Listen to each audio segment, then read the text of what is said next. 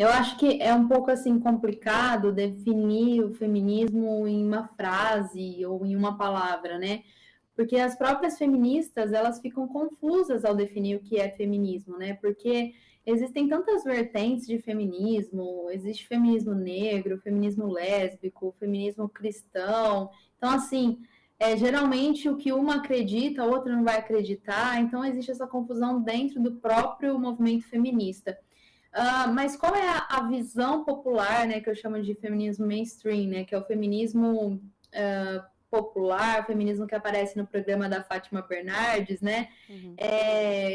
Elas acreditam que as feministas são aquelas que entendem que existe uma desigualdade entre homens e mulheres e que a partir disso discorre uma desvantagem entre a mulher e é preciso desfazer essa desvantagem por meio de ações políticas, políticas públicas, na verdade, ou até mesmo ações diretas e afirmativas.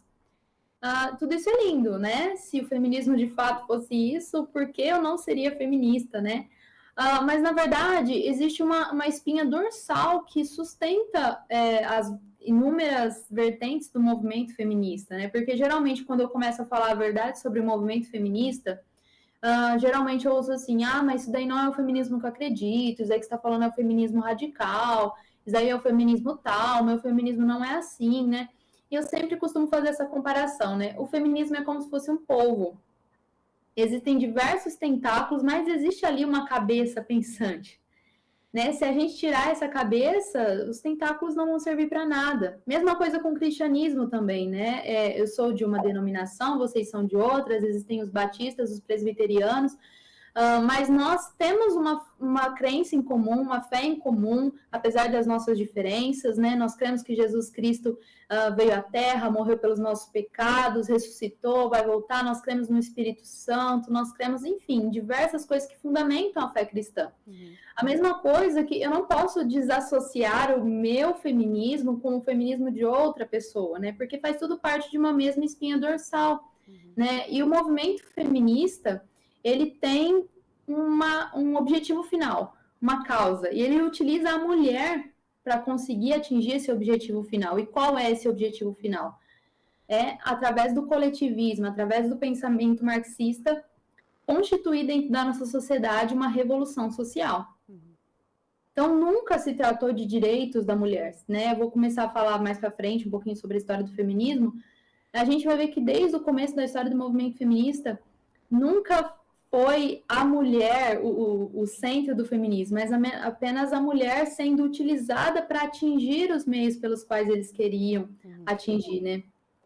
E o próprio movimento feminista, ele nega que exista mulher, ou até mesmo nega a feminilidade. E dizem que tudo isso é uma questão de construção social, né? A própria Simone de Beauvoir, que é considerada uma das feministas mais famosas, se você talvez não conheça ela, pelo menos ouviu falar desse nome, ela dizia, né, ninguém nasce mulher, você se torna mulher.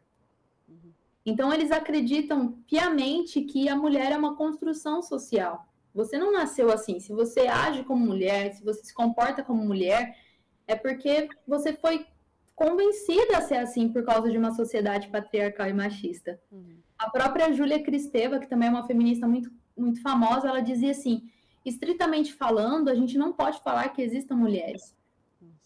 E aí, talvez vocês possam pensar, mas como assim, né? O feminismo não fala que defende a mulher? Pois é, eles utilizam esse nome feminismo e utilizam o símbolo da mulher muito mais como uma jogada de marketing para atrair as mulheres. Mas o objetivo final é a desconstrução da feminilidade através da revolução sexual. Então, o feminismo é um movimento político que nasceu ali no século XIX, né? É um movimento revolucionário que anda de mãos dadas ali com a esquerda, com o movimento marxista, não tem como desassociar o feminismo do marxismo. E, através do enfraquecimento da figura masculina, elas tentam atingir a liberdade. E através também da promiscuidade, através dessa afirmação de que a mulher é presa a um casamento, a maternidade. Então, como a mulher vai se libertar? Ela destruindo o patriarcado, sendo livre sexualmente, não se casando, não tendo filhos. Então, o que que isso tem a ver com o cristianismo, né? É. Então, só daí a gente já pode partir de um pressuposto que não dá para ser feminista e cristã, né? Uhum. E essa não é a minha opinião, tá, gente? É o que eu tenho estudado a respeito do movimento feminista. É um fato histórico, né? Se você pegar qualquer livro do movimento feminista, é assim, é nítido, é escancarado, não fica nada nas entrelinhas, não é nada subliminar. É uma mensagem nítida e escancarada contra o próprio evangelho. A própria Simone de Beauvoir, ela cita, né, as mulheres da Bíblia, falando, Esther teve que se ajoelhar diante do rei, não sei o quê. Ela cita as mulheres da Bíblia como se a Bíblia fosse um livro que contasse histórias que oprimiram, tipo, as mulheres, né? Uhum. Como se a Bíblia fosse um livro opressor, vamos dizer assim. A Simone de Beauvoir, ela é conhecida assim como uma das mulheres mais famosas do movimento feminista, né? E até hoje ela é aclamada e ovacionada pelo movimento. Uhum. E se você pegar a história de vida dessas mulheres, assim, são mulheres que eu não quero seguir como exemplo. Frustradas, né? Mulheres frustradas, a própria Simone de Beauvoir tem uma história, assim, bem perversa, né? Vou até começar a mostrar meus livros aqui, né? Tem esse livro aqui que é um quase calhamaço, ele tem umas 700, 800 páginas, que chama Uma Relação Perigosa, que conta a história da Simone de Beauvoir e o parceiro dela, né, o Jean-Paul Sartre. E a Simone de Beauvoir, ela era uma professora na França, né, ativista feminista, e ela aliciava suas alunas menores de idade para poder levar para o amante dela, o Sartre. Meu Deus.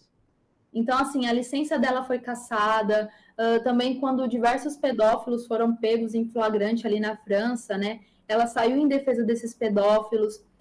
Tem livros e relatos de diversas meninas que foram aliciadas por ela, falando assim que elas sofreram diversos abortos, já tentaram se matar, sofreram overdose, tudo por conta do casal Simone de Beauvoir e Jean-Paul Sartre. Então, esse é o tipo de mulher que o feminismo venera e ovaciona, e não é o tipo de mulher que eu quero seguir, não é o tipo de mulher que me inspira a ser uma pessoa melhor. Com certeza.